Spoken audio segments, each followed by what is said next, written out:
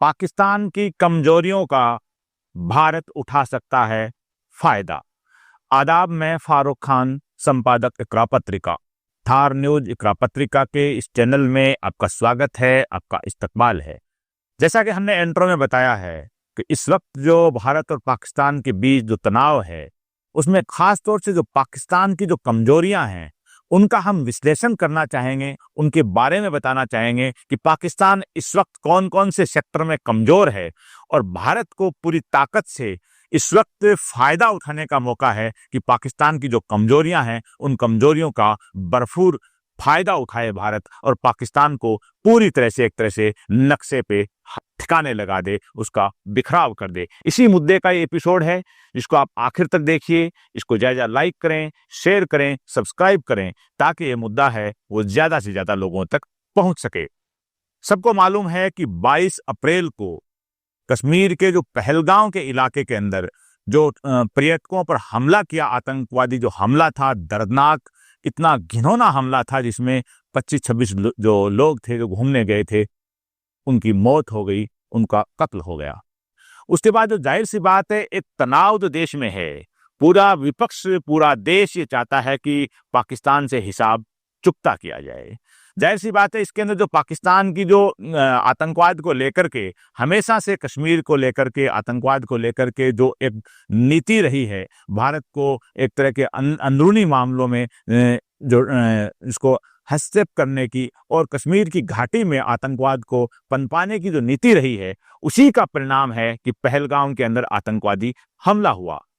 अब भारत की सरकार के ऊपर पूरा प्रेशर है इस बात का, विपक्ष भी चाहता है, जनता भी चाहती है, पूरा देश एकजुट है कि इस वक्त पाकिस्तान को इस बात का मुंह तोड़ जवाब दिया जाए, यानी ये जो खून खराबा है इसको बर्दाश्त नहीं किया जाए। सरकार है वो मीटिंग बार बार कर रही है, सर्वदलीय मीटिंग भी हो गई है। प्रधानमंत्री की तीनों सेनाओं के जो प्रमुख हैं वो सीडीएस हैं, रक्षा मंत्री हैं, होम मिनिस्टर हैं, इन सब के साथ मीटिंग हो चुकी है, सारे काम अपनी जगह हो चुके हैं। लेकिन हम इस एपिसोड में बताएंगे कि पाकिस्तान इस वक्त कैसे कैसे कहां कहां कमजोर है। हालांकि पाकिस्तान के बारे में जो खबरें आ रही हैं कि वो घबराया हुआ है, वहां के जो प्राइम मिनिस्टर हैं, वहां के जो डिफेंस मिनिस्टर हैं, वहां के जो दूसरे पदाधिकारी हैं जो सोशल मीडिया पे लिख रहे हैं या कोई भाषणबाजी कर रहे हैं, उसमें बिल्कुल ये इब्बट लगा करके ये कमजोरी दिखाने की कोशिश की जा रही है कि वो पाकिस्तान इस वक्त कमजोर है। लेकिन साथ में वो ये भी कह रहे हैं कि हम हमारी तैयारी हम कर चुके हैं, यानी भारत हमला करता है तो हम तैयारी कर चुके हैं, उसका मुकाबला करेंगे। लेकिन हकीकत यह है कि पाकिस्तान इस वक्त मुकाबला करने की स्थिति में नहीं है। तो पहला पॉइंट तो यह है कि पाकिस्तान के अंदर पॉलिटिकल तौर पे इतना बड़ा क्राइसिस है, पाकिस्तान एक तरह का बिखरा हुआ है राजनीतिक तौर पे, कि जो जनता का जो लोकप्रिय नेता है, जिसके पास जनता का सबसे बड़ा समर्थन है, पूर्व प्रधानमंत्री, पूर्व क्रिकेटर इमरान खान, जिनके पास सबसे बड़ी लोकप्रियता है, जनता का सबसे बड़ा समर्थन है, उस पूर्व प्रधानमंत्री को पाकिस्तान ने सलाखों के पीछे डाल रखा है। पूरी इसमें सेना की एक कारस्तानी है, सबको मालूम है इन चीजों का। तो पाकिस्तान के अंदर जो लीडरशिप के तौर पे इमरान खान फेमस हैं, जो लोकप्रिय हैं, वो जेल के अंदर हैं। और जो सरकार बनी हुई है, शहबाज शरीफ की जो सरकार बनी हुई है, मुस्लिम लीग और पीपीपी की गठबंधन की सरकार बनी हुई है, उस सरकार को पूरी तरह से जो गठित हुई है या चुनाव के अंदर धांधली से जिताया गया है, वो सेना की कठपुतली सरकार है। सेना की वजह से वहां एक सरकार बनी है, यानी जो जिसके पास बहुमत है, जो लोकप्रिय व्यक्ति है, उसको जेल में डाल रखा है सेना ने एक तरह से, और जो जिनका कोई वजूद नहीं था, जो हाशिए पे लगे हुए थे, उन लोगों को धांधली से जिता करके कठपुतली सरकार पाकिस्तान की सेना ने पाकिस्तान में बना रखी है।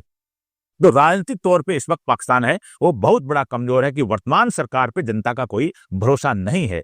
दूसरी ये है कि पाकिस्तान की जो फौज है उसके जो जुल्म ज्यादती हैं, वहाँ की सारी जो इकोनॉमिक सिस्टम है उसके ऊपर फौज का कब्जा है, वहाँ बार बार है वो प्रत्यक्ष और अप्रत्यक्ष रूप पे जो फौज का शासन रहा है और रह रहा, अभी भी एक तरह का फौज का ही शासन है, दिखाने को कठपुतली लोकतंत्र की एक सरकार है। तो वहाँ जो फौज का जो वर्चस्व है, इसको लेकर के भी जाहिर सी बात है नाराजगियां हैं। और इमरान खान की पार्टी के वर्कर और नेताओं ने जिस अंदाज में जो फौज को अपने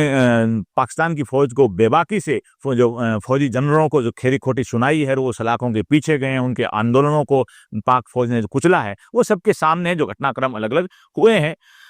इन सब के साथ में जो ये तो हो गया राजनीतिक मामला। तो आर्थिक तौर पे अगर बात करें तो आर्थिक तौर पे पाकिस्तान है वो बहुत कमजोर है, बेहद कमजोर है। और उसकी स्थिति बहुत कमजोर हो रही है, वो भी सबके सामने है। इंटरनेशनल आंकड़े हैं इकोनॉमिक्स के, वो सब लोग अखबारों में पढ़ते रहते हैं, टीवी में सुनते रहते हैं कि पाकिस्तान आर्थिक मोर्चे पे पूरी तरह से एक फेल कंट्री साबित हो गया है। तो राजनीतिक तौर पे फेल है, आर्थिक तौर पर फेल है। अब सामाजिक तौर पे बात करें तो सामाजिक तौर पे पाकिस्तान के अंदर जो धार्मिक वर्ग है उसका जो वर्चस्व है, वह अलग अलग जो मसलक और अलग अलग जमातों के अलग अलग जो गिरोह हैं पाकिस्तान के अंदर, जो एक दूसरे के एक तरह के खून के प्यासे भी रहते हैं और अपनी बात को मनवाने के लिए दूसरे के ऊपर हमलावर रहते हैं। एक दूसरे की ऐसी आलोचनाएं जो पाकिस्तान के मीडिया में, सोशल मीडिया में की जाती हैं, किनकी तरफ से, जो धार्मिक वर्ग है वो एक दूसरे को फूटी आंख नहीं सुहाता है।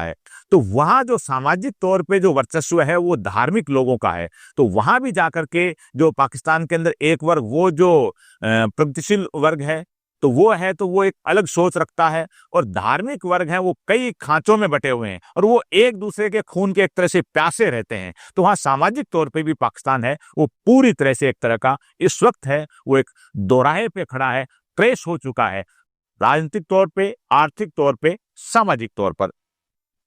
अब जो पाकिस्तान के अंदर ज्यादा पॉपुलेशन है वो पंजाबियों की है, पंजाब सूबे की, और सत्ता के अंदर और सेना के अंदर भी जो वर्चस्व है, चाहे गवर्नमेंट सर्विसेज के अंदर, वो सारा पंजाबियों का है। तो पंजाबियों को से दूसरे लोग, दूसरे सूबे के लोग खुश नहीं है, ये पाकिस्तान के अंदर शुरुआत से ये बात है, चाहे सिंध के इलाके के लोग हों चाहे दूसरे प्रांतों के लोग हों। अब उसके अंदर जो सिंध को छोड़ के जो अन्य प्रांत हैं, जैसे बलूचिस्तान है, जैसे खैबर पख्तूनख्वा है, तो बलूचिस्तान है वो अपनी आज़ादी की डिमांड करने के लिए वहाँ आंदोलन हो रहे हैं, वहाँ छोटी मोटी जो हिंसक घटनाएं भी होती हैं वो सबके सामने है। तो बलूचिस्तान है वो पाकिस्तान से एक अलग होने का जो प्रयास कर रहा है, हालांकि पाकिस्तान ने सेना के जोर पे उस पर कब्जा कर रखा है। तो एक अवसर ये भी है कि वहाँ का जो प्रांतीय सिस्टम है, वहाँ की जो संघीय व्यवस्था है वो पूरी तरह से तहस नहस हो चुकी है। और बलूचिस्तान के बगल में जो खैबर पख्तूनख्वा है, तो वहाँ जो पीकेपी है वो भी एक तरह का अफगानिस्तान से टच में है, वहाँ भी अफगानिस्तान का ज़्यादा होल्ड है, एक तरह का अफगानिस्तान के कल्चर का, वहाँ के जो पॉलिटिकल चीज़ें, वहाँ की जो मजहबी चीज़ें, सामाजिक चीज़ें, उन सब का खैबर पख्तूनख्वा पे होल्ड है। तो वो भी पूरी तरह से एक तरह से पंजाबियों की इस होल्ड से बाहर निकलना चाह रहा है। अब ऊपर चढ़े तो पीओके, जो पाक अधिकृत कश्मीर, जो हमारे देश का हिस्सा है, जिस पे पाकिस्तान ने जो कब्जा कर रखा है पीओके पर, पीओके के अंदर जो हालात हैं वो जो रोटी रोजगार को लेकर के वो सबके सामने है कि जबरदस्त वहाँ आंदोलन भी होते हैं, पाकिस्तान सरकार को खरी खोटी लोग आए दिन आंदोलनों में सुनाते भी हैं। तो एक मौका भारत के पास ये भी है कि पीओके यानी जो भारत का हिस्सा कश्मीर के का जो पाकिस्तान में है उस पर भी कब्जा करने का एक अवसर है इस वक्त। तो ये जो पाकिस्तान का स्ट्रक्चर हो गया पीओके का, खैबर पख्तूनख्वा का और बलूचिस्तान का। अब सिंध है, सिंध और पंजाब की भी पटती नहीं है। सबको मालूम है सिंधियों और पंजाबियों के अंदर आपस में बहुत दरारें हैं। यही वजह है कि जो पाकिस्तान पीपुल्स पार्टी है, जो भुट्टो परिवार की है, वो पार्टी, उसका होल्ड सिंध में ज्यादा है, और जो मुस्लिम लीग है, नवाज शरीफ की जो फैमिली की पार्टी है, उसका होल्ड है वो पंजाब में ज्यादा है। यानी पॉलिटिकल तौर पे भी पूरी तरह से और सामाजिक तौर पे भी पूरी तरह से यहाँ बंटवारा है पंजाबियों का और सिंधियों का भी। ये इसके अलावा जो विदेश नीति के मामले में, तो एक भी देश चाइना को छोड़ करके यानी चीन को छोड़ करके कोई भी देश इस वक्त पाकिस्तान का हिमायती नहीं है। और चीन भी जो हिमायत कर रहा है, समर्थन कर रहा है, तो इफ बट लगा के कर रहा है। चीन भी डायरेक्ट पाकिस्तान की कोई समर्थन में नहीं है, क्योंकि उसके जो पूरे जो आर्थिक मामले जुड़े हुए हैं कि उनकी जो बलूचिस्तान में और इन चीज़ों में जो डेवलपमेंट किया है, अपना पैसा इन्वेस्ट किया है चाइना ने पाकिस्तान के अंदर, तो जाहिर सी बात है वो एक तो अपना उस जो इंफ्रास्ट्रक्चर डेवलपमेंट, जो इन्वेस्टमेंट है, उससे बचाने के लिए और पाकिस्तान को पूरी तरह से अपनी गिरफ्त में लेने का जो उसका काम है चाइना का, तो इसलिए वो थोड़ा बहुत चाइना पाकिस्तान के समर्थन में है। और भारत के खिलाफ क्योंकि चाइना है एक बड़ा दुश्मन है भारत का, और पाकिस्तान और चाइना एक तरह से थोड़े बहुत मिले हुए हैं, तो ये एक मौका है कि चाइना भी इतना खुल करके पाकिस्तान का समर्थन नहीं कर पाएगा। अमेरिका है तो वो पाकिस्तान के फेवर में नहीं है, मुस्लिम कंट्री है तो कोई भी मुस्लिम कंट्री है वो खुल करके पाकिस्तान के फेवर में, 56-57 देशों में कोई भी मुस्लिम कंट्री है पाकिस्तान के फेवर में अभी तक इस 5-6 दिन में नहीं आया है। तो ये जो पूरी तरह से पाकिस्तान अलग थलग इसके अंदर जो पड़ चुका है। अब बात करें कि हमारे देश की, तो हमारे देश के अंदर इस वक्त जो सरकार है एक मजबूत सरकार है, इसमें कोई दो राय नहीं है कि प्रधानमंत्री जो इंदिरा गांधी थी 1971 में जो भारत पाकिस्तान की जंग हुई, तो इंदिरा गांधी के बाद अगर कोई मजबूत सरकार बहुमत के तौर पे, लीडरशिप के तौर पे पाकिस्तान को खरी खोटी सुनाने के मामले में अगर कोई मजबूत सरकार इंदिरा गांधी के बाद में आई है तो मोदी की सरकार है। ये एक अपनी जगह सच्चाई है, चाहे कोई इसमें सहमत हो या नहीं हो। अब वो जो मजाक के तौर पे जो 56 इंच के 57 इंच के सीने, ये बात कहना, ये अपनी जगह घरेलू पॉलिटिक्स है जो होती रहती है। तो प्रधानमंत्री मोदी को भी अब साबित करना पड़ेगा कि इंदिरा गांधी के बाद में मैं सबसे मजबूत प्रधानमंत्री भारत को मिला हूं, और वो मौका दिखाना पड़ेगा, वो ताकत दिखानी पड़ेगी कि इंदिरा गांधी जब 1971 में प्रधानमंत्री थी तब भारत की स्थिति आज से कमजोर थी आर्थिक तौर पर, और सेना की ताकत के तौर पे भी 1971 में हम कमजोर थे, इसमें कोई दो राय नहीं है। आज जो भारत है वो आर्थिक तौर पर और सेना की ताकत के तौर पे भारत 1971 से का अगर आकलन करें तो कई गुना मजबूत है। तो अब आज एक मौका है, क्योंकि 71 में जो सेना की ताकत आज के मुकाबले कमजोर थी, आर्थिक तौर पे भारत 71 में आज के मुकाबले कमजोर था, लेकिन पॉलिटिकल लीडरशिप इंदिरा गांधी की मजबूत थी। इंदिरा गांधी ने पूरी तरह से सेना के जो अफसरों को मीटिंग करके और एक फ्री हैंड दिया, और 10-15 दिन के अंदर अंदर पाकिस्तान को 2 टुकड़ों में कर दिया, और जो पूर्वी पाकिस्तान था उसको एक अलग देश बांग्लादेश बना दिया। तो ये उस वक्त की जो इंदिरा गांधी की जो पॉलिटिकल लीडरशिप थी उसका एक बहुत बड़ा मैसेज था। तो इंदिरा गांधी के बाद जो आज मोदी की सरकार सबसे मजबूत मानी जा रही है, और हम भी ये कह रहे हैं कि आज सबसे मजबूत सरकार है, और सेना की ताकत भी हमारे पास 71 की बजाय कई गुना ज्यादा है, आर्थिक तौर पे भी हम 71 की बजाय कई गुना ज्यादा मजबूत हैं। तो एक मौका है प्रधानमंत्री मोदी को ये साबित करने का कि वो इंदिरा गांधी से ज्यादा मजबूत नहीं है तो इंदिरा गांधी से कमजोर भी नहीं है। इस वक्त पाकिस्तान को के ऊपर पूरी तैयारी के साथ, पूरी स्ट्रेटजी के साथ में एक जो भी हमला किया जाए तो पूरे एक पीओके है, पीओके के ऊपर कब्जा करने का एक मौका है, ताकि हमेशा के लिए पीओके नाम का मामला है वो। और इसके अंदर सबसे बड़ी चीज ये है कि जो वर्तमान जो हालात हैं देश के अंदर, कश्मीर से लेकर के कन्याकुमारी तक, खासतौर से कश्मीर में पिछले 30-35 साल में जो पहला मौका है कि पूरी घाटी के, जम्मू के इलाके के लोग, तमाम पॉलिटिकल पार्टियां वहां के लोग, तमाम सामाजिक लोग, धार्मिक लोग इस पहलगांव हमले के खिलाफ खड़े हुए हैं। मस्जिदों से ऐलान हुए हैं, मस्जिदों से दुआएं हुई हैं घायलों के लिए, इनके लिए। और जो जम्मू कश्मीर के मुख्यमंत्री हैं उमर अब्दुल्ला, उन्होंने जो विधानसभा का स्पेशल सेशन में जो भाषण दिया है और जो दर्द व्यक्त किया है पीड़ितों के लिए, वो अपने आप में सराहनीय है। पूरा देश उमर अब्दुल्ला की प्रशंसा कर रहा है। तो कश्मीर है वो पहली बार कश्मीर की जनता, कश्मीर की लीडरशिप और सामाजिक और धार्मिक लीडरशिप पहली बार एकजुट होकर के पहलगाम वाले मुद्दे में पूरी तरह से एकजुट होकर के पाकिस्तान के खिलाफ है। एक बड़ा अवसर भी इस वक्त देश के सामने है। भारत की जो पॉलिटिकल पार्टी है अपोजिशन की, उन्होंने भी जो ऑल पार्टी मीटिंग के अंदर जो भी सवाल जवाब थे वो करने के बाद में ये स्पष्ट कह दिया कि सरकार जो डिसीजन लेगी उस डिसीजन के हम साथ हैं, और सरकार कठोर डिसीजन ले, सरकार साबित करके दिखाए कि वो एक मजबूत सरकार है। तो हमारा जो विपक्ष है वो भी पूरी तरह से सरकार के साथ है। और जनता है, जनता जाहिर सी बात है एक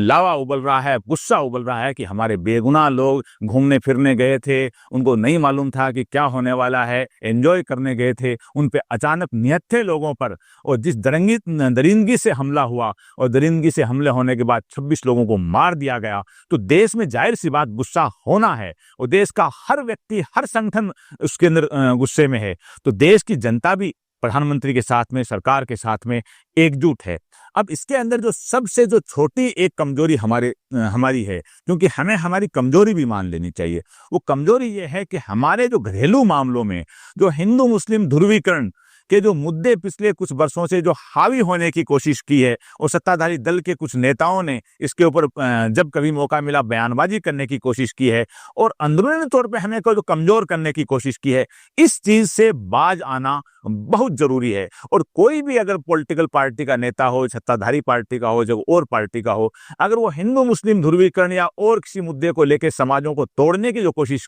करने वाला हो, उसके खिलाफ सख्त एक्शन इस वक्त लेना जरूरी है। क्योंकि इस वक्त है पूरी ताकत के साथ पाकिस्तान की कमजोरियों को फायदा उठाते हुए पाकिस्तान को एक तरह से खत्म करने का मौका है। बलूचिस्तान को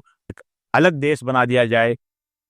खैबर पख्तूनख्वा है उसको अलग बना दिया जाए, पीओके पे कब्जा कर लिया जाए और सिंध और पंजाब बचते हैं वो किसी हाल में एक जगह नहीं रह पाएंगे, यानी पाकिस्तान नाम का है वो अपने आप ही खात्मा हो जाएगा। पड़ोस का जो अफगानिस्तान है जहां तालिबान की सरकार है उसके संबंध पाकिस्तान से सही नहीं है, और पिछले कुछ महीनों पहले पाकिस्तान की एयरफोर्स ने जो तालिबान के इलाके में अफगानिस्तान में जो एयर स्ट्राइक के रूप काफी लोगों को मार डाला था, तो और ज्यादा गुस्से में हैं अफगानी लोग भी पाकिस्तान के खिलाफ। तो ये हालात बनेंगे तो खैबर पख्तूनख्वा या तो आजाद हो जाएगा या अफगानिस्तान में शामिल हो जाएगा, बलूचिस्तान एक अलग देश बन जाएगा, पीओके को भी भारत कब्जा कर लेगा, और पंजाब और सिंध है वो कभी भी एकजुट नहीं हो पाएंगे, यानी जो बचेंगे वो दोनों वो भी एक नहीं रह पाएंगे, और पंजाब एक अलग बन जाएगा, सिंध एक अलग बन जाएगा। यानी एक बड़ा मौका है पाकिस्तान की इन कमजोरियों का फायदा उठा करके भारत को, कि 1971 में इंदिरा गांधी ने कम ताकत होते हुए आज के मुकाबले और पाकिस्तान के 2 टुकड़े किए थे। आज मौका है, एक मजबूत सरकार, अच्छी आर्थिक तौर पे, सेना के तौर पे भारत की स्थिति 71 से बहुत अच्छी है, और पाकिस्तान के 4-5 टुकड़े करना और पाकिस्तान का नाम है उसको खत्म करना और पीओके पे कब्जा करना एक ऐसा सुनहरा मौका है जैसा शायद आगे मिले नहीं मिले, लेकिन आज एक बहुत बड़ा मौका है जो 1971 को दोहराया जा सकता है। 71 के अंदर पाकिस्तान को 2 टुकड़ों में बांटा था, आज पाकिस्तान को 3-4 टुकड़ों में बांट करके और पीओके पे कब्जा किया जा सकता है। तो ये सारी चीजें हैं, लेकिन ये तब होंगी कि हमारी जो प्रधानमंत्री हैं, हमारी सरकार है, वो ठोस डिसीजन ले। हालांकि प्रधानमंत्री ने सेना के 3 प्रमुखों से, सीडीएस से बात करके, मीटिंग करके फ्री हैंड दिया है कि आप अपनी रणनीति बनाएं और जगह और समय और सारी चीजें आप तय करें, ये अच्छी बात है। लेकिन आज दिखाने की जरूरत है कि हम 1971 से काफी आगे निकल चुके हैं। 1971 में हम पाकिस्तान को 2 टुकड़ों में विभाजित कर सकते हैं, तो आज 2025 के अंदर हम पाकिस्तान को 5 टुकड़ों में विभाजित करके उसका खात्मा कर सकते हैं। आज के इस एपिसोड में बस इतना ही। जय हिंद, जय भारत।